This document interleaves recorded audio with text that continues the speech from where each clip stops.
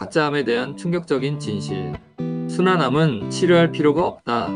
안녕하세요, 여러분. 자연약사 심재문이에요. 오늘도 여러분의 건강과 행복을 위해 찾아왔어요. 여러분, 혹시 암에 대해 얼마나 알고 계신가요?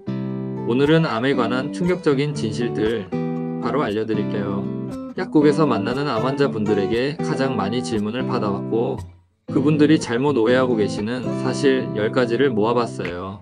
누구나 쉽게 이해할 수 있도록 재밌게 풀어보려고 하니까 끝까지 함께 해주세요. 영상 시작 전에 구독과 좋아요, 그리고 알림 설정되었는지 잊지 말고 확인해 주시고요. 그럼 시작해볼까요? 첫 번째, 암의 크기와 전이의 비밀. 먼저 정말 신기한 질문 하나. 전신에 전이될 수 있는 암의 크기가 얼마나 될까요? 여러분, 혹시 1cm? 아니면 더 클 거라고 생각하시나요? 사실 그 크기는 단 1mm 밖에 안 된다고 해요. 네, 맞아요. 정말 작은 크기인데도 암이 온몸에 퍼질 수 있다는 거죠. 정말 놀랍죠? 그래서 암은 사이즈가 크다고 무조건 위험한 게 아니고요. 작다고 방심할 수도 없는 존재예요. 암이란 작든 크든 그 성질에 따라 위험성이 달라질 수 있다는 사실을 꼭 기억하세요. 두 번째, 폴립과 저산소 중의 관계. 다음으로 우리가 흔히 알고 있는 폴립, 즉 용종에 대해 이야기해 볼게요. 폴립이 암으로 변하는 경우는 거의 없다고 해요.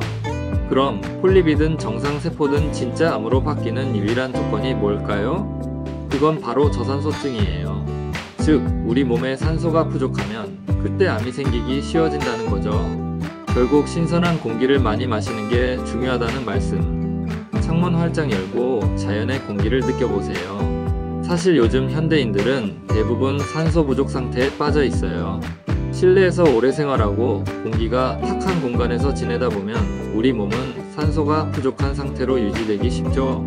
이렇게 산소가 부족해지면 세포가 정상적인 대사를 하지 못하고 암으로 변할 가능성이 높아져요.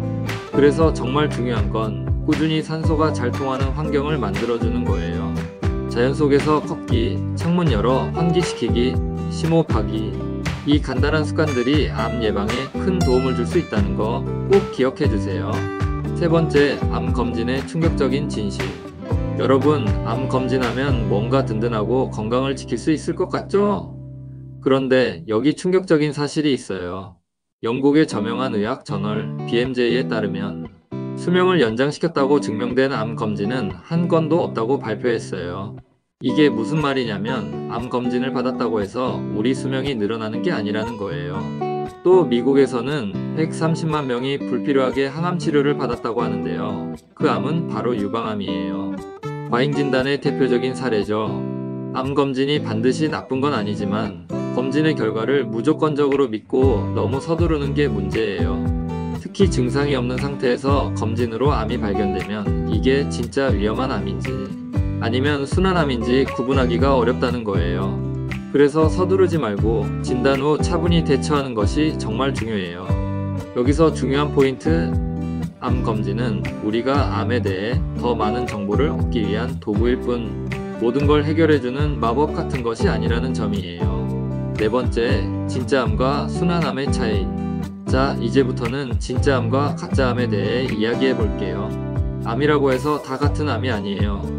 진짜암은 쉽게 전이되고 위험한 암이고요. 가짜암은 순환암으로 전이가 잘 안되고 천천히 자라는 암이에요.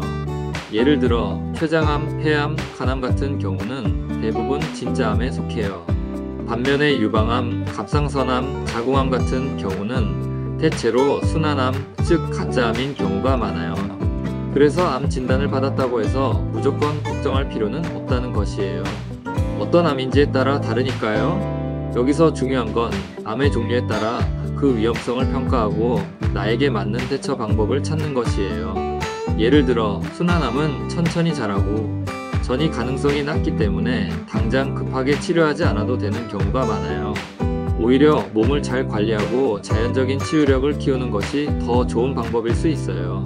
반면에 진짜암은 전이가 빠르기 때문에 좀 더 신속하게 대처해야 할 수 있죠. 다섯 번째, 암 진단 후 무엇을 해야 할까?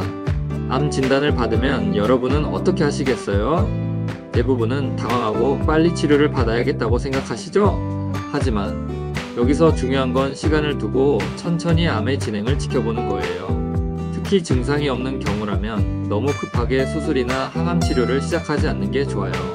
최소 6개월 정도 시간을 두면서 OCNT, 즉 맞춤형 세포교정 영양요법으로 전신의 세포 환경 개선을 해보는 게 좋아요. 이렇게 하면 순환암의 90%가 해결될 수 있다고 해요. 여기서 말하는 OCNT란 활성형 자연 영양소를 활용하여 만성질환 세포의 유전자와 세포막을 바로잡는 세포교정 영양요법이에요.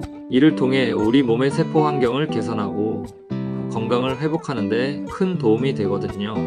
암세포는 저산소 상태를 좋아하기 때문에 OCNT는 산소 공급을 늘리고 세포 기능을 개선해 암이 자랄 수 없는 환경을 만들어주는 특징이 있어요. 6번째, 암을 예방하는 핵심 요소. 그렇다면 암을 예방하려면 어떻게 해야 할까요? 딱 2가지만 기억하세요. 첫째, 발암물질을 피할 것. 둘째, 산소가 부족한 상태, 즉 저산소증을 피할 것. 이 2가지만 잘 지켜도 암 발생 위험을 크게 줄일 수 있어요. 특히 암 진단 전후로 꼭 챙겨 먹어야 할 영양소가 있는데요. 바로 AFNC와 노유파예요. 이 2가지가 암 예방과 관리에 큰 도움이 된다고 하니까 꼭 기억해 두세요. 여기서 발암물질을 피한다는 것은 아주 중요한 부분이에요. 여러분이 매일 사용하는 가정용품, 먹는 음식, 마시는 물 속에도 발암물질이 있을 수 있어요. 가급적 자연에 가까운 생활을 하고 신선한 식재료를 사용하며 화학물질 사용을 줄이는 것이 매우 중요해요. 그리고 산소가 부족한 상태를 피하려면 앞에서 말씀드린 것처럼 충분히 몸을 움직이고 신선한 공기를 마셔야 해요. 7번째, 증상이 없는 암, 과연 위험할까? 여러분, 증상이 없이 발견되는 암은 대체로 순환암이에요. 예를 들어 갑상선암이나 유방암 같은 경우는 증상이 없더라도 천천히 자라고 전이 가능성이 낮은 편이에요. 반면에 췌장암은 증상이 없더라도 대부분 진짜 암이라고 하니 췌장암 진단을 받으신 분들은 조금 더 주의를 기울여야겠죠. 증상이 없는 암은 그 자체로 무조건 위험하다고 볼 수는 없어요. 오히려 조용히 자라고 있는 순환암일 가능성이 크기 때문에 이런 경우에는 급하게 치료를 하기보다는 차분하게 경과를 지켜보면서 몸을 건강하게 관리하는 것이 더 중요해요. 우리 몸의 자연 치유력은 생각보다 강력하다는 걸 믿어보세요. 우리가 몸을 잘 돌보고 스트레스를 줄이면 암세포는 스스로 약해질 수 있어요. 8번째, 림프절 전이와 암의 종류. 또 하나 흥미로운 사실, 암이 림프절에 전이가 되었다고 해서 무조건 위험한 건 아니에요. 다른 장기로 전이되지 않는 순환암도 많이 있어요.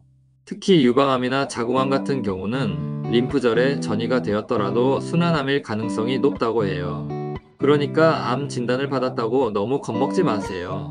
시간이 지나면서 암이 어떻게 진행되는지를 지켜보는 것이 정말 중요해요. 림프절에 전이가 있다고 하면 대부분 걱정이 많아지죠. 하지만 모든 전이가 위험한 것은 아니에요. 림프절은 우리 몸의 면역 시스템의 일부분이기 때문에 암세포가 림프절로 갔다고 해서 꼭 다른 장기로 전이되는 것은 아니거든요. 순환암인 경우에는 림프절에 머무르면서 더 이상 퍼지지 않을 가능성도 크기 때문에 너무 공포에 휩싸일 필요는 없어요. 천천히 그리고 신중하게 경과를 지켜보세요.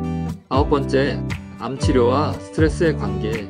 암 진단을 받으면 왜 갑자기 증상이 생기는 걸까요? 그 이유는 바로 스트레스 때문이에요. 암이라는 진단을 받고 받는 스트레스가 우리 몸에 부정적인 영향을 끼쳐서 더 아프게 만드는 거죠. 그래서 암을 진단받았을 때 가장 중요한 것은 마음의 여유를 가지는 거예요. 차분하게 상황을 바라보고 자연의 도움을 받으면서 천천히 대처하는 게 중요해요. 스트레스는 생각보다 훨씬 더 많은 문제를 일으킬 수 있어요. 특히 암 진단을 받았을 때의 충격과 두려움은 우리의 면역력을 크게 떨어뜨려요. 이때 중요한 것은 긍정적인 마음가짐과 자신에 대한 믿음이에요. 암 진단을 받았다고 해서 모든 게 끝난 건 아니잖아요. 오히려 지금부터 어떻게 살아갈지, 어떻게 몸과 마음을 돌볼지를 생각하는 것이 중요해요. 자연 속에서 시간을 보내고 즐거운 취미 생활을 하면서 스트레스를 줄여보세요. 마음이 편안해지면 몸도 점점 좋아질 거예요. 10번째, 전이의 2가지 종류. 암의 전이에도 2가지 종류가 있다는 것 알고 계셨나요? 첫째는 국소 전이로 암세포가 근처로 전이되는 경우예요. 둘째는 원격 전이로 이미 다른 장기로 전이된 암세포가 그 조직에서 다시 자라는 경우예요. 특히 암 치료 후에 전이로 인해 사망하는 경우가 많은데요. 그 이유는 수술이나 항암 치료로 인해 활성산소와 저산소증이 급격히 증가하기 때문이에요. 그래서 무작정 치료를 시작하기보다는 신중하게 선택하는 것이 중요한 것이에요. 수술과 항암 치료는 암을 직접적으로 제거하기 위한 방법이지만 동시에 우리 몸에 큰 스트레스를 주고 저산소 상태를 악화시킬 수 있어요. 이렇게 되면 암이 더 빠르게 전이될 가능성이 커져요. 우리 몸속에 이미 암세포가 있다는 것은 전신 어느 곳에서도 암이 자랄 수 있는 환경이라는 것이에요. 그래서 치료를 시작하기 전에 충분히 신중하게 생각하고 다른 대안적인 방법을 찾아보는 것도 중요해요.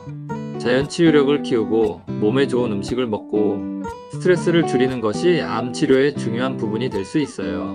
오늘은 암에 대한 다양한 진실과 오해들을 풀어보았어요. 암은 무서운 병이지만 올바른 정보와 자연의 힘으로 충분히 관리할 수 있는 병이기도 해요. 여러분이 암에 대해 조금 더 잘 이해하고 건강한 삶을 이어가는 데 도움이 되었으면 좋겠어요. 자연약사 심재무는 언제나 여러분의 편에서 자연의 지혜로 함께하도록 할게요. 암에 대해 겁먹지 마세요. 우리는 우리 몸을 믿고 자연의 힘을 믿을 수 있어요. 여러분도 스스로의 힘을 믿고 건강한 생활을 이어나가길 바랄게요. 오늘 준비한 영상은 여기까지이고요. 구독과 좋아요 그리고 알림 설정도 잊지 마세요. 더 많은 건강 정보로 또 찾아올게요.